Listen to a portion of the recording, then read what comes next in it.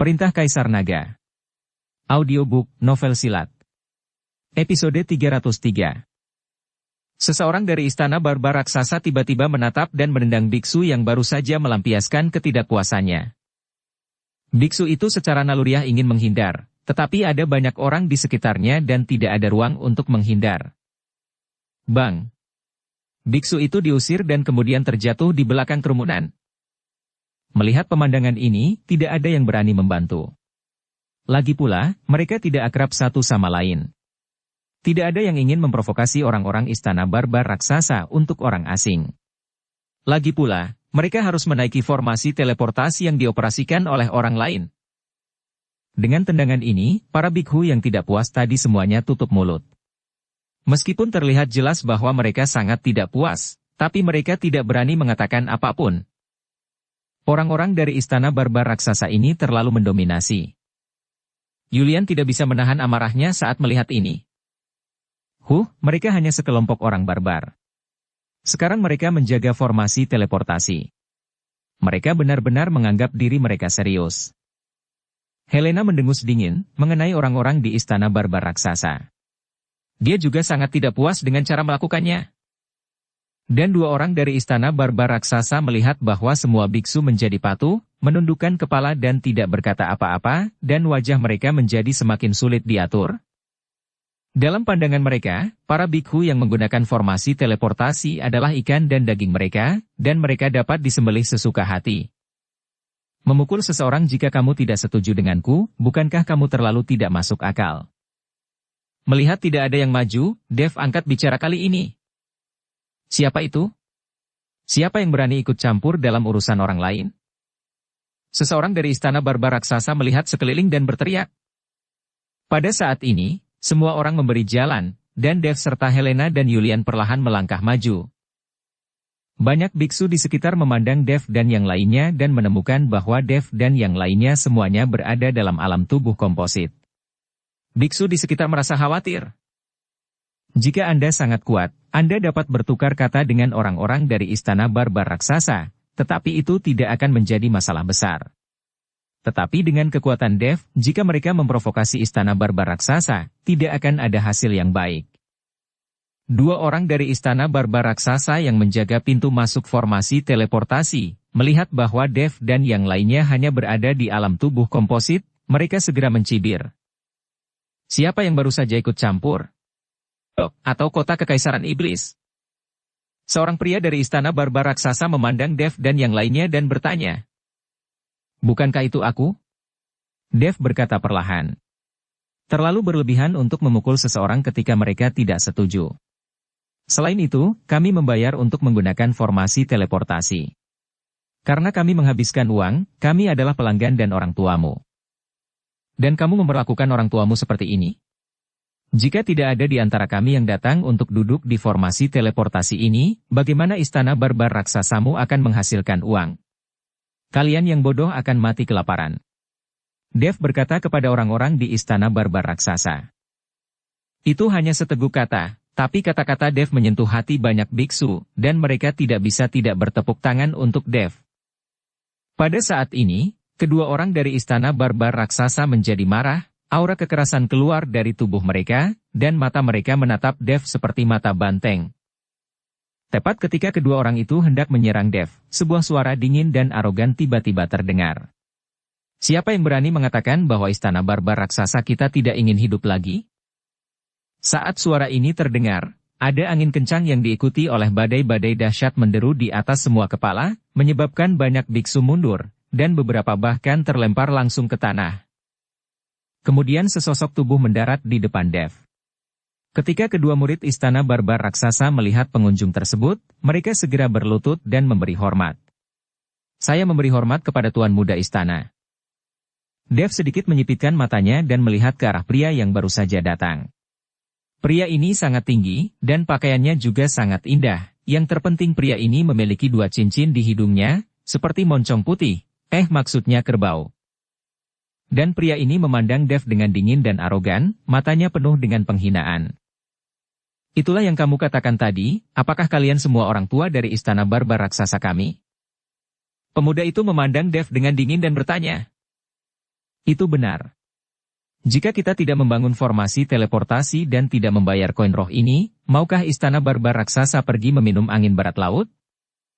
Kamu harus memperlakukan orang tuamu seperti kamu memperlakukan orang tuamu. Jika kamu punya sikap yang baik, mungkin aku bisa menghadiahimu sejumlah uang. Dev tidak tahan dengan tatapan arogan dan membujuk pemuda itu, jadi dia berkata dengan nada menghina. Mata pemuda itu menyipit, dan ada kemarahan di matanya. Kamu sangat berani. Kamu berani berbicara dengan tuan muda istana kami seperti ini. Saya pikir kamu tidak ingin hidup. Setelah melihat ini, murid istana barbar raksasa hendak menghadapi Dev. Namun, dia langsung dihentikan oleh pemuda itu, lalu mencibir dan berkata, karena kamu berkata begitu, maka aku akan menjadi lebih baik kepada kalian, orang tua yang tinggal dan memberi kami makan.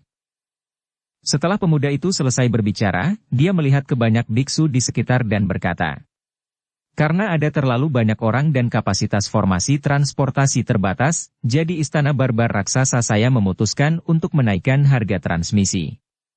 Cukup membayar 1 juta koin roh lagi.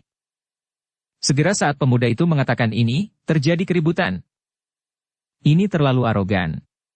Kami sudah menunggu selama 3 hari. Kamu menaikkan harganya saat kamu mau. Apakah kamu masih memperlakukan kami sebagai manusia? Kamu, istana barbar raksasa sudah keterlaluan. Jika kamu berani menaikkan harganya, lalu kita bertarung saja. Banyak biksu yang berteriak keras. Tidak semua biksu kaya raya. Banyak biksu yang tidak punya uang untuk duduk di formasi teleportasi, jadi mereka berjalan ke Gunung Iblis Surgawi dengan berjalan kaki. Sekarang kenaikan harga yang tiba-tiba sebesar 1 juta akan membuat banyak orang tidak mungkin menggunakan formasi teleportasi. Menghadapi pertentangan semua orang, pemuda itu tampaknya tidak khawatir sama sekali. Sebaliknya, dia berkata sambil mencibir. Jika kamu tidak menyukai harganya yang mahal, kamu tidak perlu menggunakan formasi teleportasi ini sama sekali.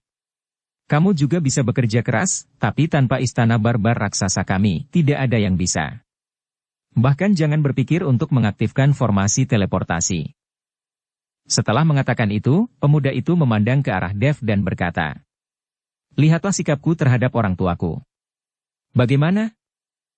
Kali ini, tidak ada yang berani berteriak. Jika formasi teleportasi tidak dimulai, mereka akan membuang-buang waktu. Akhirnya, banyak orang menghela nafas tak berdaya dan mulai membayar lagi. Benar-benar tidak mungkin, siapa yang bisa membiarkan formasi teleportasi diaktifkan selain istana barbar raksasa yang melakukannya? Kamu menaikkan harga sambil duduk di tanah, kamu sangat tidak manusiawi. Helena tidak tahan dan berteriak pada pemuda itu. Kamu tidak tahan, kamu tidak perlu membayar, tapi jika kamu bisa menemaniku nona cantik. Untuk 1 malam, aku bisa membebaskan biayanya untukmu. Pemuda itu memiliki senyum buruk di wajahnya, dan bahkan mengulurkan tangan untuk menyentuh wajah Helena. Helena sangat marah, langsung menampar pemuda itu, lalu melangkah mundur.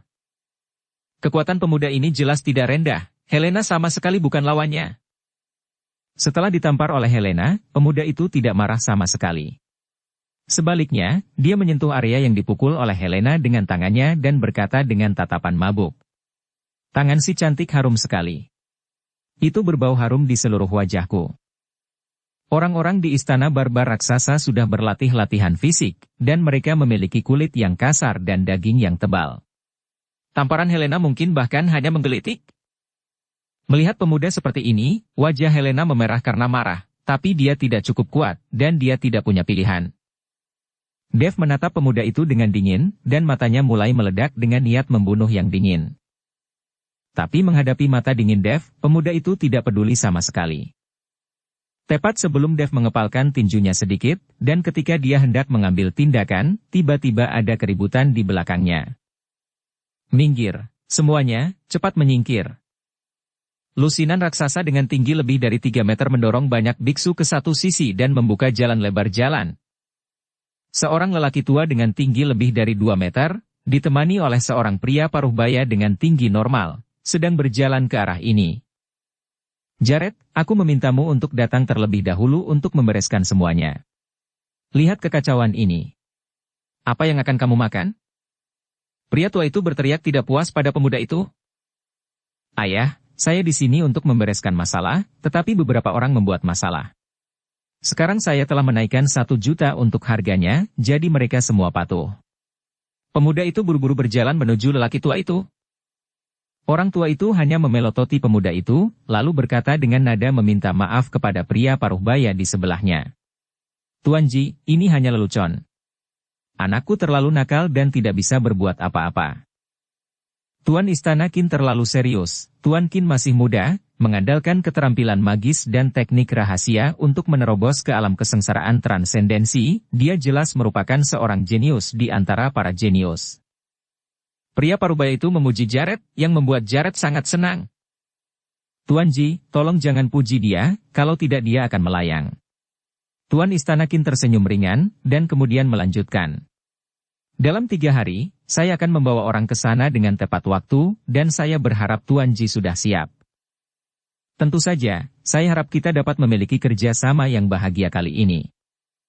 Pria parubaya itu berjabat tangan dengan Istana Master Qin. Segera pria parubaya itu masuk ke dalam formasi teleportasi, dan orang-orang di Istana Barbar Raksasa mulai bersiap untuk mengaktifkan formasi teleportasi. Jelas sekali, semua orang telah menunggu berhari-hari, tetapi formasi teleportasi belum diaktifkan. Ternyata mereka jelas sedang menunggu pria parubaya ini. Ayo pergi. Istana Master Qin melihat pria parubaya memasuki formasi teleportasi, jadi dia meminta Jared untuk pergi. Jared menatap Dev dan yang lainnya dengan dingin, lalu berkata kepada 2 murid Istana Barbar Raksasa yang menjaga lorong. Biarkan mereka membayar uangnya. Jika mereka tidak menambahkan uang, mereka tidak diizinkan masuk. Setelah mengatakan itu, Jared mengikuti dengan bangga ayahnya pergi. Melihat formasi teleportasi diaktifkan, para biksu yang telah membayarnya mulai memasuki formasi teleportasi satu demi satu. Ada juga beberapa biksu yang benar-benar tidak mampu membeli uang, mondar-mandir dengan cemas. Tuan Chen, saya akan membayar uangnya.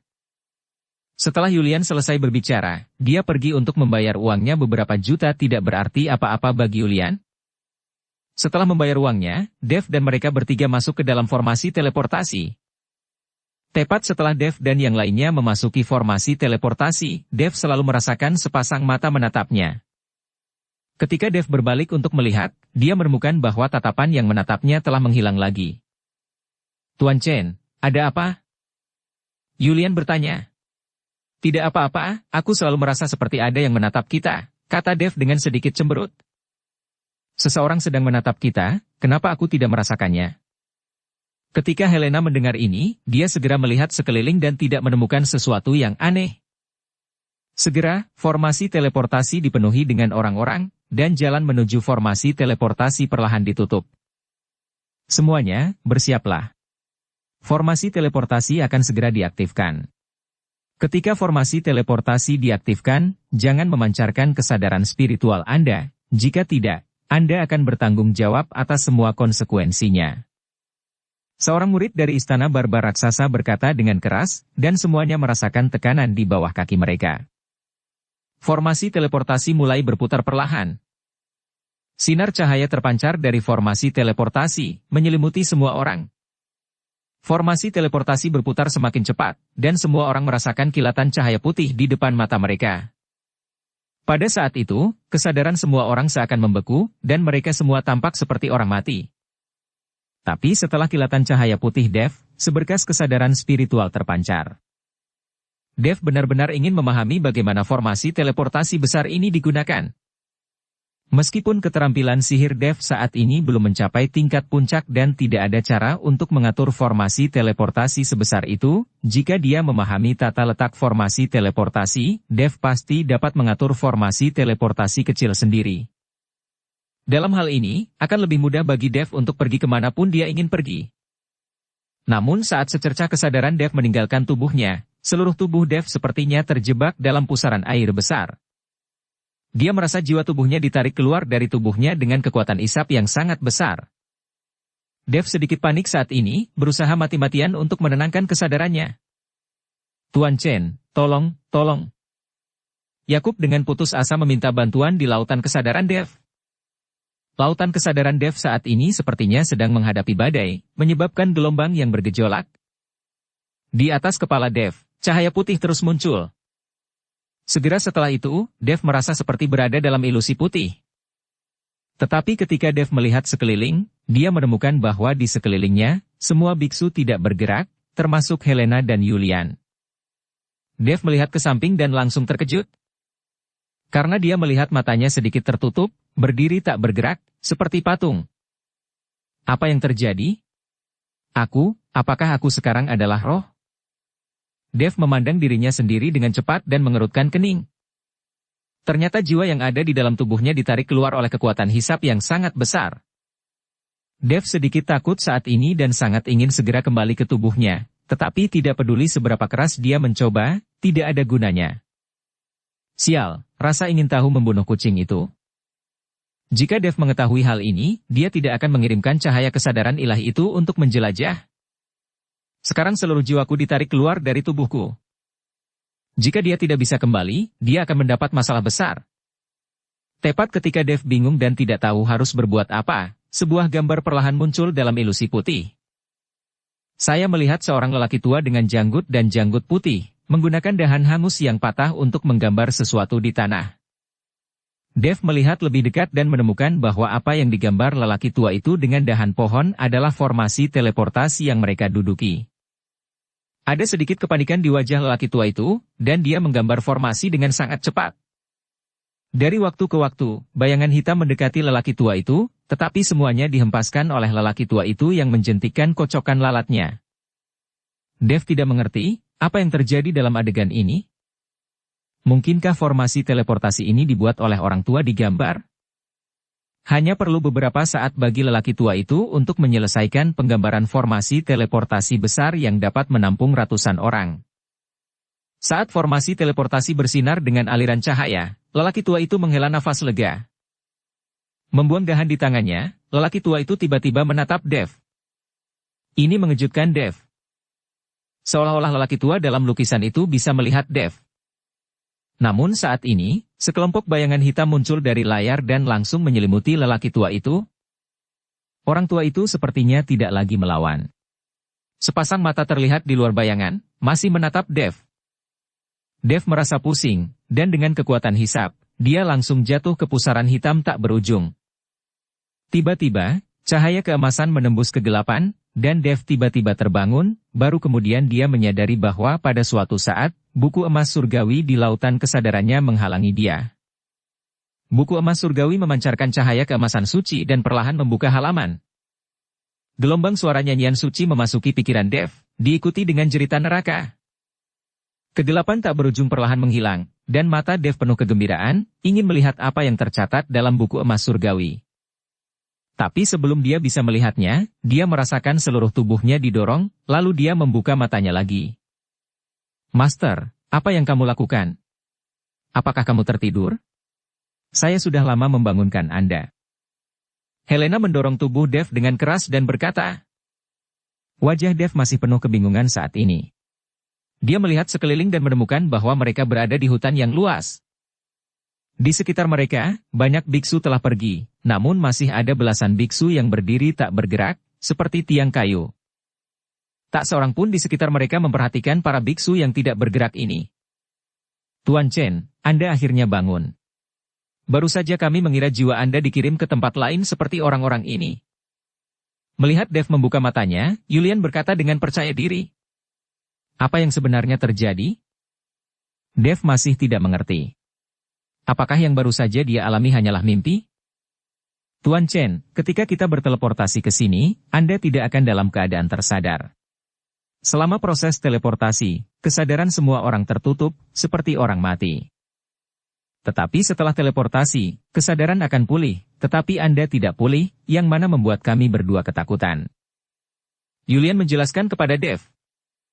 Bagaimana dengan orang-orang ini? Dev bertanya sambil menunjuk ke selusin biksu yang tidak bergerak di sekitarnya. Mereka semua mati. Setiap kali formasi teleportasi diaktifkan, selalu ada orang pintar yang memancarkan kesadaran spiritualnya dan ingin merasakan kekuatan formasi teleportasi. Orang-orang ini semua tidak patuh. Setelah memancarkan kesadaran spiritual mereka, mereka dilucuti oleh formasi teleportasi. Meskipun kesadarannya tidak mati, tidak ada keraguan bahwa ia akan mengikuti orang mati. Seorang biksu berusia 40-an berkata ketika dia melewati Dev dan yang lainnya. Pada saat ini, Dev juga memikirkan situasinya sendiri pada saat itu, dan situasi mengikuti orang-orang ini persis sama. Itu juga karena keingintahuannya sehingga dia memancarkan sinar kesadaran ilahi, dan itulah mengapa formasi teleportasi memasukkan seluruh jiwanya ke dalam tubuhnya. Untungnya, pada saat kritis, bukit emas surgawi di lautan kesadaran menyelamatkan nyawanya. Dev sedikit takut saat ini, tetapi mengingat kejadian yang dia alami, Dev menemukan bahwa ketika lelaki tua itu sedang menyiapkan formasi teleportasi, Dev mengingat semuanya dalam pikirannya.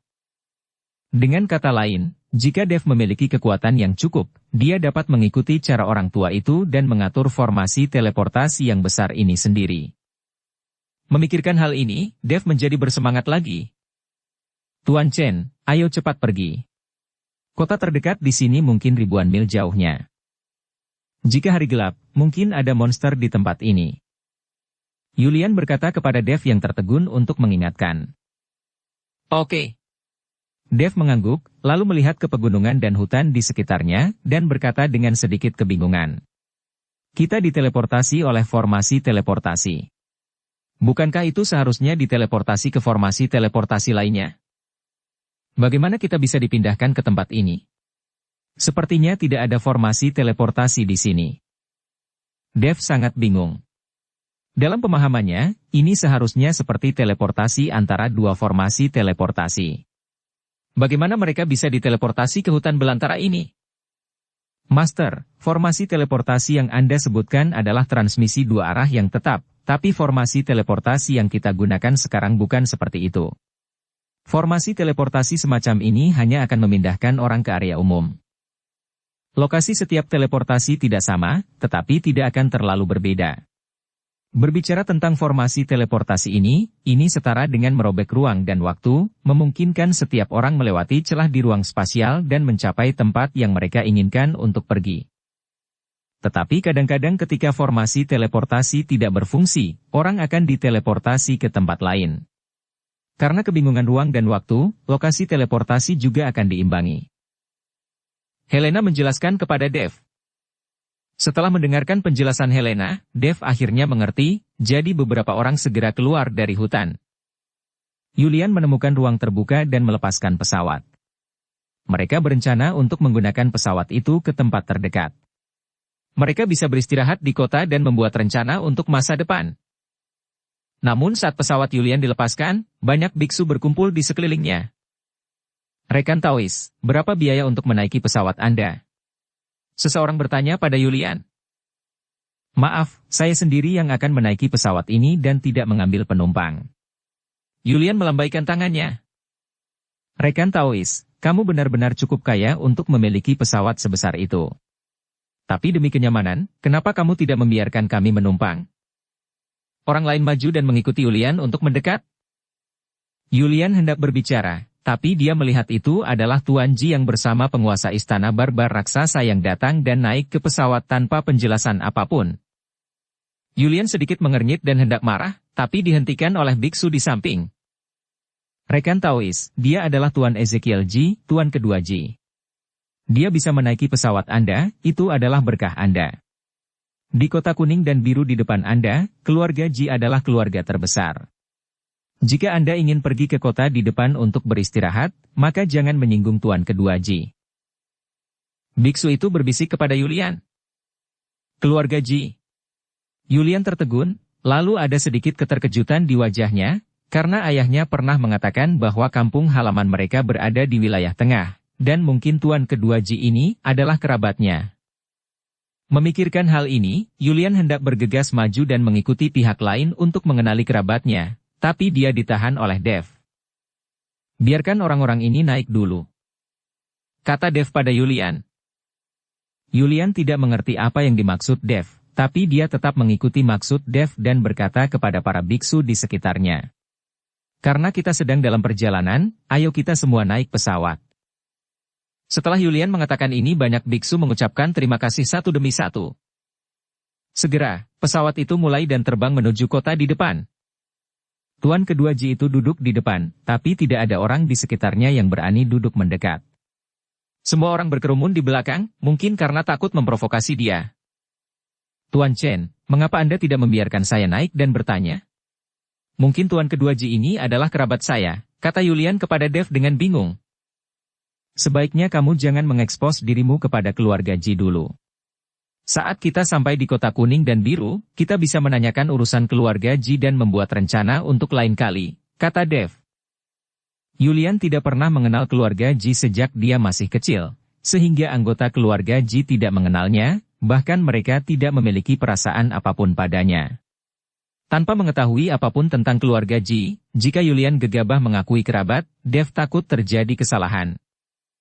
Jika Anda ingin bertanya tentang kota kuning dan biru, tanyakan saja langsung kepada saya. Saya telah tinggal di kota kuning dan biru selama lebih dari 10 tahun. Biksu yang mulai menghentikan kemarahan Yulian datang.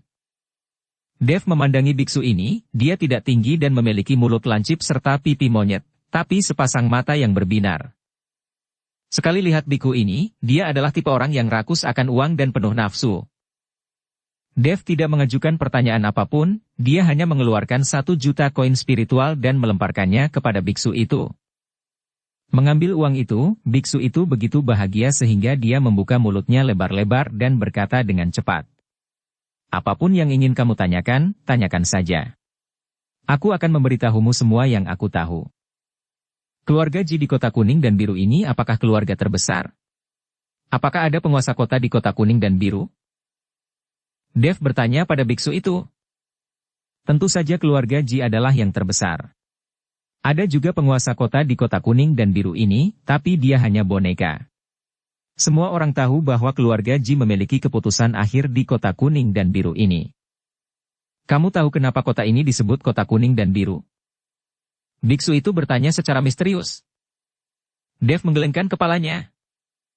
Lihat, apa warna pakaian Tuan kedua Ji? Biksu itu menunjuk ke arah Tuan kedua Ji di depan dan berkata. Dev melihatnya sekilas lalu berkata. Gaun biru muda. Benar. Ada bos lain di keluarga Ji, yang sekarang menjadi kepala keluarga Ji. Mereka semua memakai pakaian kuning, jadi itulah kenapa kota ini disebut kota kuning dan biru. Biksu itu menjelaskan. Maksudmu, keluarga Ji dikendalikan oleh 2 saudara laki-laki? Kudengar keluarga Ji terdiri dari 3 saudara laki-laki. Hanya saja bertahun-tahun yang lalu, adik bungsu dari keluarga Ji meninggalkan keluarga Ji demi seorang wanita dan tidak ada berita tentang adik bunga. Sekarang hanya 2 bersaudara inilah yang mengendalikan keluarga Ji. Kata biksu itu.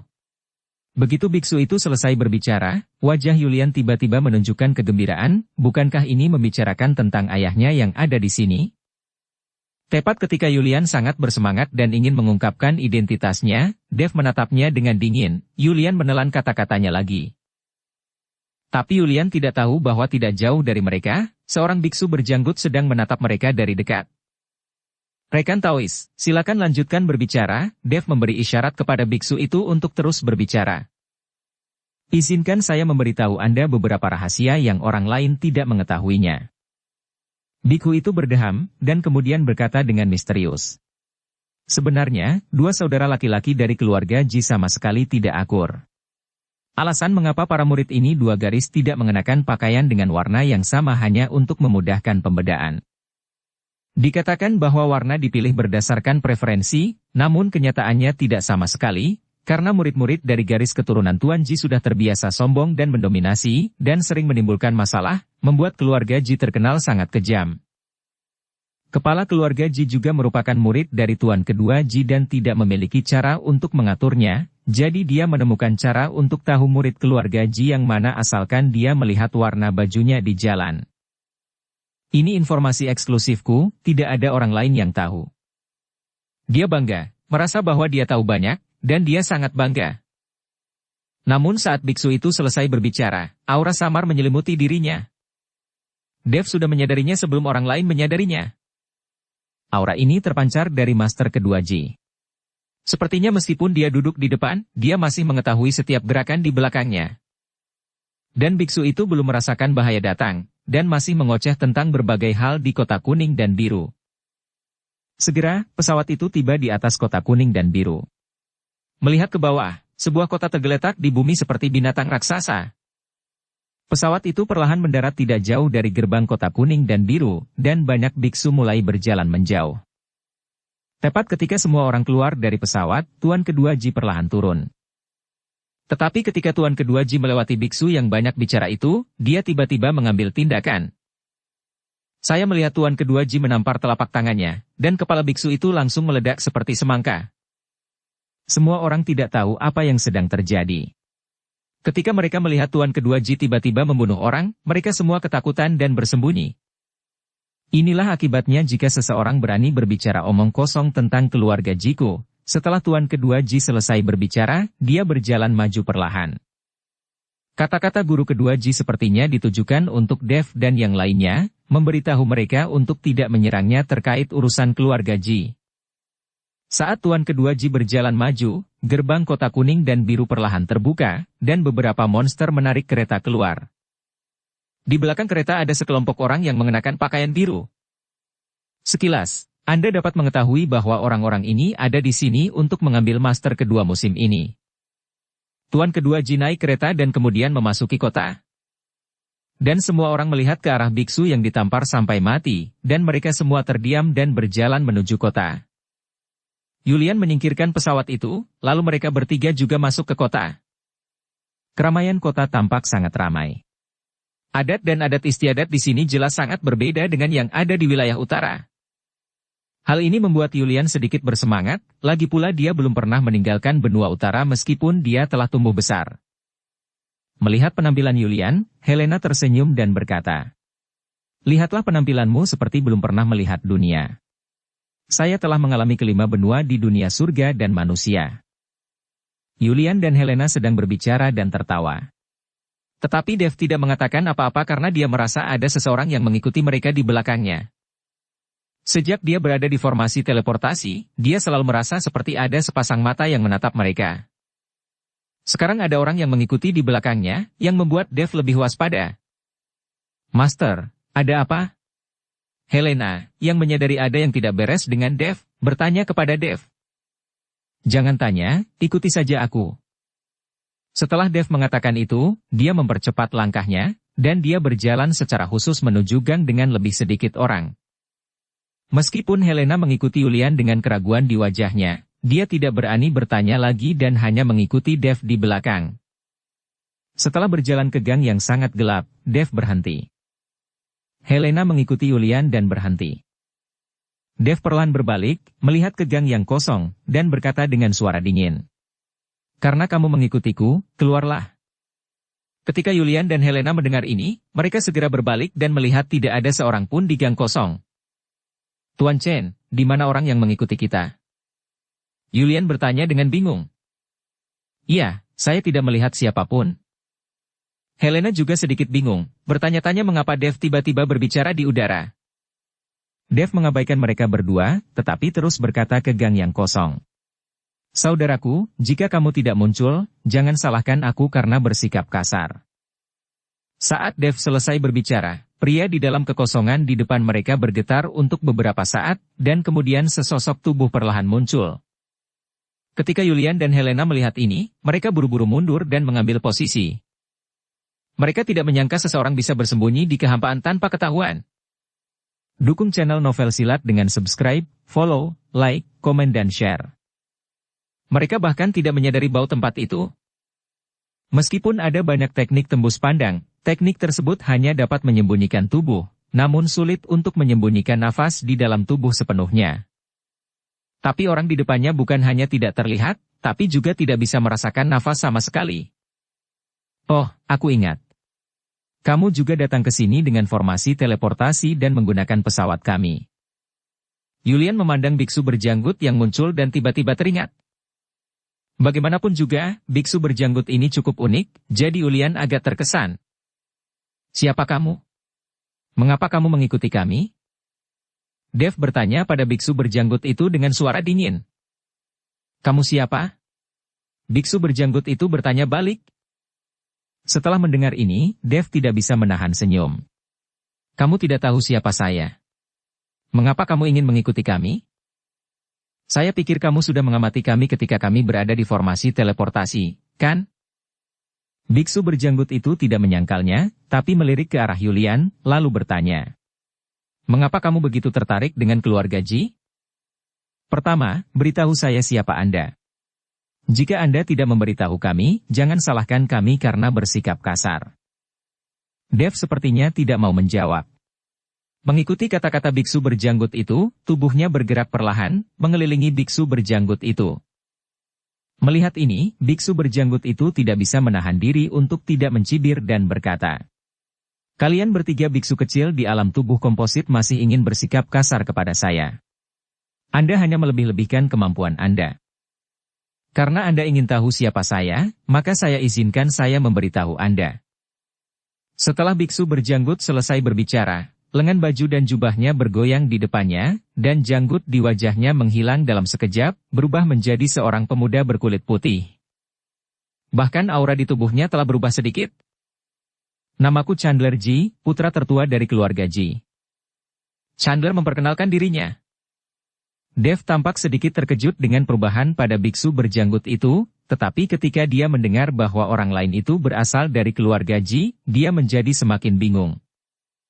Karena mereka berdua adalah anggota keluarga Ji, kenapa Chandler mengubah penampilan dan auranya? Kenapa dia tidak tinggal bersama tuan kedua Ji? Karena kamu berasal dari keluarga Ji, mengapa kamu mengubah penampilanmu? Mengapa kamu tidak tinggal bersama tuan kedua Ji? Dev bertanya dengan ragu. Kamu tidak perlu mengetahui hal ini.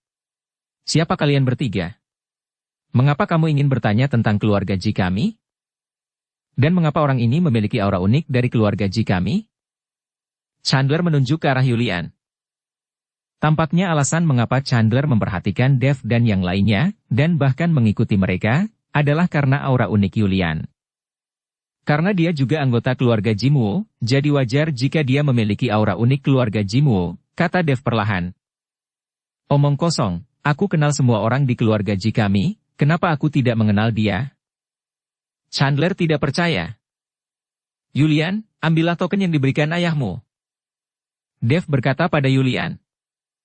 Yulian mengangguk, lalu mengeluarkan token perunggu itu. Ketika Chandler melihat token perunggu itu, matanya tiba-tiba membelalak, dan ekspresi wajahnya penuh keterkejutan. Kamu, dari mana kamu mendapatkan token ini?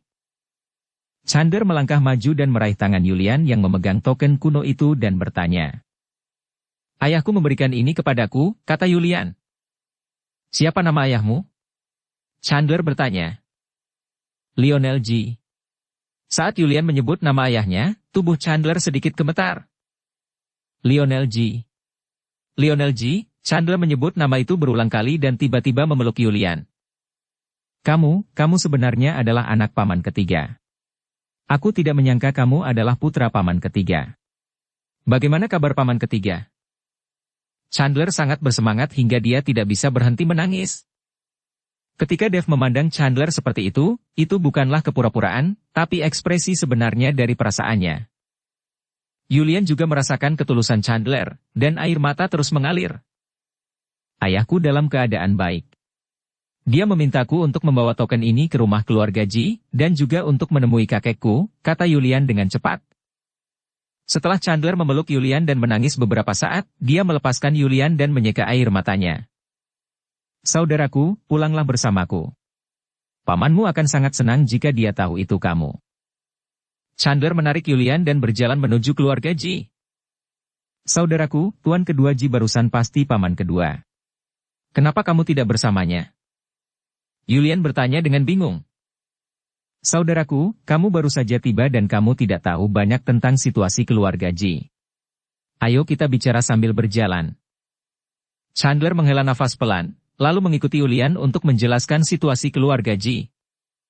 Setelah penjelasan Chandler, Dev akhirnya paham kalau lelaki tua keluarga Ji itu memiliki 3 orang putra, yaitu Lawrence Ji, Ezekiel Ji, dan Lionel Ji. Kakak tertua Lawrence Ji memiliki seorang putra dan 2 putri. Chandler adalah putra tertua, disusul oleh saudari perempuan tertua Matilda Ji dan saudari perempuan kedua Malia Ji. Anak tertua kedua, Ezekiel Ji, memiliki seorang putra dan putri, yang putra bernama Lucien Ji dan putri Mirabel Ji. Berikutnya adalah Julian.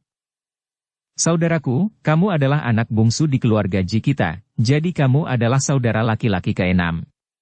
Chandler dengan senang hati meraih tangan Julian dan berkata.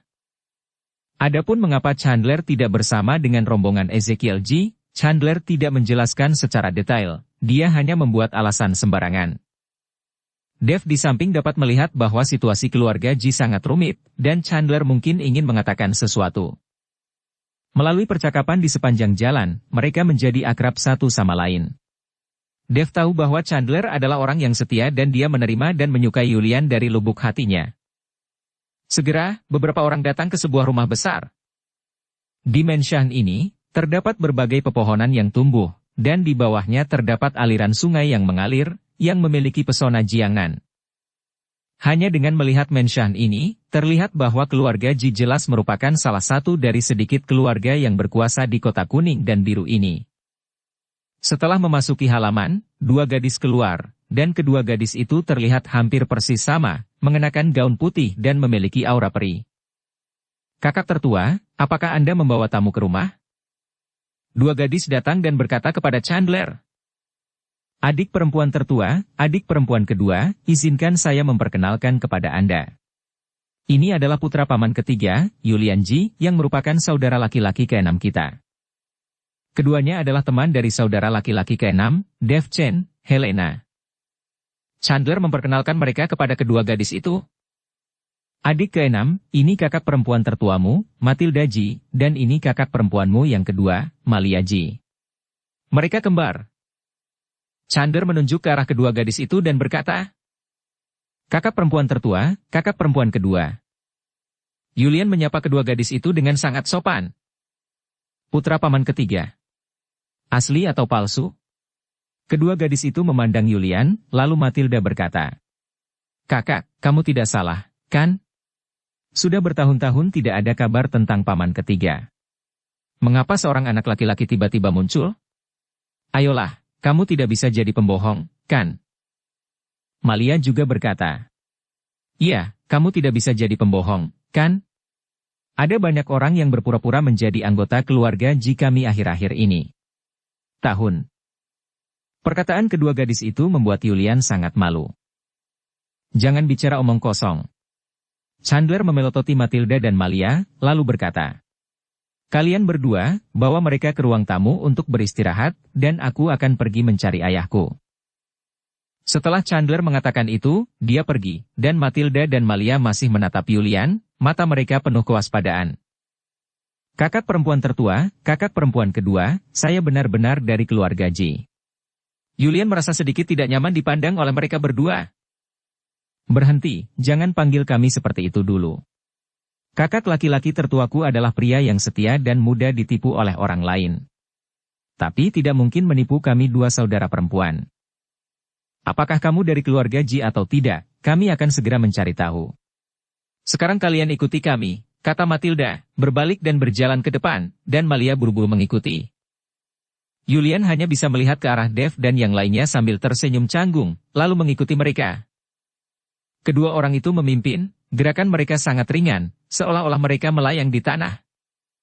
Saat mereka melewati bebatuan, bunga, dan tanaman, mereka berdua saling memandang dan tiba-tiba berbalik ke sisi bebatuan. Saat Dev dan yang lainnya mengejar mereka, mereka sudah pergi. Hei, di mana kedua gadis itu? Julian berkata dengan kaget. Julian, sepertinya kedua kakak perempuanmu tidak mudah diajak bergaul. Kamu harus berhati-hati. Helena tersenyum pada Julian. Wajah Julian penuh rasa malu, dia tidak menyangka ini akan terjadi setelah kembali ke rumah keluarga Ji. Ruang tamunya seharusnya di depan, ayo kita ke sana sendiri, kata Julian dengan canggung. Ketiga orang itu berjalan menuju rumah di depan mereka, tetapi setelah berjalan lama, ketiga orang itu menemukan bahwa tidak peduli kemanapun mereka mengambil langkah, mereka akan berakhir kembali di bebatuan dan tidak dapat mencapai rumah itu sama sekali. Julian ingin mencoba terbang, tetapi ternyata ada batasan di halaman dan tidak ada cara untuk terbang. Apa yang terjadi? Tanya Julian bingung. Halaman keluarga Ji sekarang sangat luas sehingga kita tersesat dan tidak bisa keluar. Helena melihat sekeliling, lalu menghela nafas. Kita tidak tersesat, tetapi telah memasuki formasi ilusi. Dev melihat lingkungan sekitar, dan kemudian berkata dengan senyum bodoh. Dia tidak menyangka seseorang akan memasang formasi ilusi di halaman rumahnya. Tapi tidak masalah, setidaknya formasi ilusi dapat melindungi keselamatan pemiliknya. Jika seseorang masuk ke dalam rumah, mau tidak mau mereka akan jatuh ke dalam formasi ilusi. Ini memberi pemilik rumah waktu untuk bersiap. Kedua saudari perempuanmu ini sangat jahat, mereka benar-benar membawa kita ke dalam formasi ilusi. Helena berkata agak tidak senang. Kali ini, Julian merasa semakin malu. Dia hanya bisa tersipu dan berkata, Nona Helena, maafkan aku. Ini tidak ada hubungannya denganmu. Itu semua karena kedua saudari perempuanmu yang terlalu buruk. Helena berkata dengan marah. Tidak buruk, mungkin mereka hanya lebih berhati-hati. Dev tahu bahwa sebelum mereka datang, pasti ada beberapa orang yang berpura-pura menjadi anggota keluarga Ji. Lagi pula, bukan rahasia lagi kalau anak ketiga dari keluarga Ji kawin lari dengan seorang wanita. Master, bisakah kamu mematahkan formasi ilusi ini? Helena bertanya. Mematahkan ilusi? Dev sedikit mengangkat sudut mulutnya. Jika aku mematahkan formasi ilusi ini, akan terlihat bahwa aku terlalu tidak kompeten. Helena memandang Dev seperti itu dan langsung mengerti apa yang sedang dilakukan Dev. Dev akan mengubah formasi ilusi. Ketika keluarga Ji memasuki formasi ilusi, mereka tidak akan pernah bisa keluar tanpa bantuan Dev. Saat ini, Matilda dan Malia sedang duduk dan makan di lobi. Kakak, apakah menurutmu kakak tertua akan menghukum kita jika dia tahu kita melakukan ini? Malia bertanya dengan cemas. Jangan khawatir, orang-orang ini pasti datang ke sini untuk mencuri makanan dan minuman. Kakak tertua adalah pria yang setia dan selalu mudah mempercayai orang. Dia akan mengundang ayah ke sini nanti, dan kita akan melepaskan orang-orang ini. Lalu kita akan mengatakan yang sebenarnya. Sekarang kamu lihat, bagaimana kakak bisa menghukum kita. Matilda berkata dengan acuh tak acuh.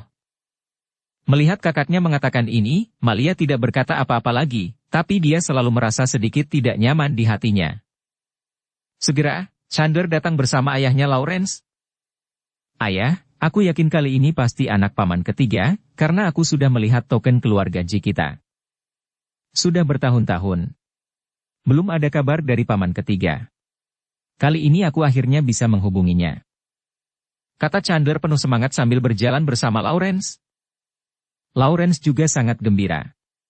Baiklah, jika putra paman ketigamu benar-benar ada di sini kali ini, maka kita harus menghiburnya dengan baik, tetapi hanya menghiburnya saja, jadi jangan bicarakan masalah keluarga Ji padanya. Sekarang Ji keluarga telah menjadi seperti situasi seperti ini, aku tidak ingin paman ketigamu dan keluarganya terlibat juga. Ya, aku tahu, aku tidak akan mengatakan apa-apa. Chandler mengangguk. Ketika Chandler dengan cepat masuk ke aula bersama Lawrence, dia hanya melihat Matilda dan Malia duduk di aula sedang makan. Chandler tertegun dan berkata, Adik perempuan tertua, adik perempuan kedua, saya meminta Anda untuk membawa adik laki-laki ke-6. Di mana dia dan yang lainnya? Malia tidak berani berbicara, tetapi hanya menatap Matilda. Matilda berkata, Kakak, orang-orang itu pada pandangan pertama adalah pembohong. Kami telah membawa mereka ke dalam formasi ilusi dan kami tidak bisa membiarkan mereka berkeliaran di keluarga Ji kami. Apa? Mata Chandler melebar, dan dia tiba-tiba marah dan berkata, Siapa yang memintamu melakukan itu? Aku sudah memastikan token keluarga Ji. Bagaimana bisa itu pembohong? Kamu hanya membuat omong kosong. Chandler meraung, sementara Matilda berkata dengan wajah sedih. Siapa yang tahu bahwa kamu telah mengkonfirmasi tokennya, lagi pula tidak ada bahayanya membawa mereka ke dalam formasi ilusi, jadi kenapa kamu berteriak? Matilda, kamu sudah dewasa, kamu hanya bermain-main, cepat bawa mereka keluar dari formasi ilusi. Jika memang benar putra paman ketigamu yang ada di sini, kalian berdua tunggu saja untuk dihukum. Lawrence juga berkata dengan ekspresi jelek. Ketika Matilda melihat ayahnya juga marah, dia tahu bahwa dia telah bertindak terlalu jauh, jadi dia buru-buru memanggil Malia untuk menjemput Dev dan yang lainnya. Kedua gadis ini sangat menyebalkan. Mereka sangat nakal sepanjang hari. Chandler melihat kedua gadis itu dari belakang dan menghela nafas. Chandler, kali ini kamu diam-diam mengikuti paman keduamu ke wilayah utara. Apakah kamu mendapatkan sesuatu? Lawrence bertanya pada Chandler. Ayah, tebakanmu benar. Paman kedua saya tidak menemukan Yaozun, tetapi pergi ke istana barbar raksasa. Namun, karena istana barbar raksasa dijaga ketat, saya tidak bisa mengikutinya. Adapun paman kedua yang bersepakat dengan istana barbar raksasa, saya tidak tahu apa yang mereka bicarakan, jawab Chandler. Hei, paman keduamu terlalu berpikiran sempit dan kejam. Jika tidak, mengapa tidak memberinya posisi kepala keluarga? Aku khawatir kakekmu tidak punya banyak waktu lagi sekarang. Paman keduamu tidak punya banyak waktu lagi. Jangan pikirkan bagaimana memberikannya padanya. Kakekmu menyembuhkannya, tapi dia membentuk geng di mana-mana dan ingin merebut posisi kepala keluarga. Itu benar-benar membuatku sedih. Lawrence menghela nafas. Ayah, jika tidak berhasil, ayo serang dulu. Kalau tidak, jika paman kedua benar-benar bergabung dengan istana barbar raksasa untuk menangani kita, kita akan mendapat masalah, kata Chandler dengan tatapan tajam di matanya. Lawrence menatap Chandler dengan dingin dan berkata, brengsek, itu paman keduamu. Bahkan jika paman keduamu punya ide untuk merebut posisi kepala keluarga dan bersatu dengan orang lain, dia masih belum melakukan apa-apa. Bagaimana kita bisa mulai melakukan penyerangan? Kami adalah satu-satunya di keluarga Ji sekarang. Ketika saatnya tiba, akan lebih mudah bagi saudara untuk saling membunuh. Mengapa kita membiarkan orang lain menertawakan kita? Chandler, kamu adalah orang yang setia. Izinkan saya memberitahu Anda, saya lebih suka paman kedua Anda yang disalahkan. Kami tidak bisa mengecewakannya, kami tidak akan pernah bisa menanggung keburukannya, apakah Anda mengerti? Chandler menundukkan kepalanya, merasa sangat malu dan berkata, Ayah, aku mengerti. Melihat putranya, Lawrence menepuk bahunya dan berkata, jika paman keduamu benar-benar bergabung dengan orang luar untuk mengambil tindakan, kamu bisa membawa pergi kedua adikmu. Jika adikku pergi menyerang, jangan masuk ke air berlumpur ini. Dan putra paman ketigamu, hibur dia selama beberapa hari, lalu biarkan dia pergi, dan jangan biarkan dia terlibat. Lebih baik jangan beritahu tentang identitas paman keduamu. Ya, saya mengerti. Chandler mengangguk. Pada saat ini, saudari Matilda dan Malia masuk ke dalam formasi ilusi, bersiap untuk membawa Julian dan yang lainnya keluar. Kakak, mungkin kita benar-benar melakukan kesalahan kali ini. Kakak tertua sudah melihat token itu. Mungkin dia benar-benar anak paman ketiga yang merupakan saudara keenam kita. Kalau begitu, apa yang kita lakukan? Pantas saja ayah marah. Malia berkata dengan suara rendah. Matilda juga memiliki sedikit kegugupan di wajahnya saat ini. Kakak tidak mengatakan bahwa dia telah melihat token itu. Jika kita melakukan kesalahan, minta maaf saja. Lagi pula, kita tidak bisa terluka dalam formasi ilusi. Kita hanya perlu mengeluarkan orang itu dengan cepat. Mereka berdua buru-buru mencari jejak Julian dalam formasi ilusi, tapi mereka berjalan lama dan bahkan tidak melihat satu sosok pun. Mereka menemukan bahwa tidak peduli bagaimana mereka berjalan, mereka selalu kembali ke posisi semula. Kali ini, keduanya sedikit panik. Kakak, kenapa kita terjebak dalam formasi ilusi dan tidak bisa keluar? Malia melihat sekeliling dengan panik. Aku tidak tahu. Aku jelas mengikuti instruksinya. Aku tidak seharusnya tersesat dalam formasi ilusi. Kenapa aku tidak bisa keluar? Matilda juga sedikit panik. Tepat ketika mereka berdua panik, Dev dan yang lainnya sudah keluar dari formasi ilusi. Tidak ada cara untuk menjebak Dev dengan formasi ilusi tingkat rendah ini. Sekarang Dev bahkan memiliki sumber ilusi, jika mereka ingin menggunakan formasi ilusi untuk menjebak Dev, itu hanyalah tipuan kecil. Bersambung ke episode 304. Dukung kami dengan subscribe, follow, like, komen dan share. Terima kasih.